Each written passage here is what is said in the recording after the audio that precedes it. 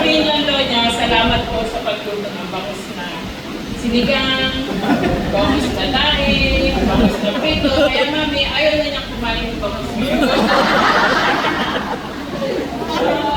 Isang taon lang naman siya na kay mami nag-stay. Tapos nakauwi na kami rito. Kaya hindi sila ganun ka-close. Tsaka sabi ko mami, tahimik ko talaga yung sabi. Ano ang sabi mo? Ano sabi mo? May, saan? Oo, ayaw sabi. Pero, saan din mo? Tahimik talaga. Ano nakakayan pati yung bata niya? Sabihin ko na rin, pati sa Lia, yung dalawa, nakakaya silang huwag mo masyadong makakaganan. Mabati mo naman sila, pero huwag kang magkukwento-kwento pa. Ganun sila. Basta,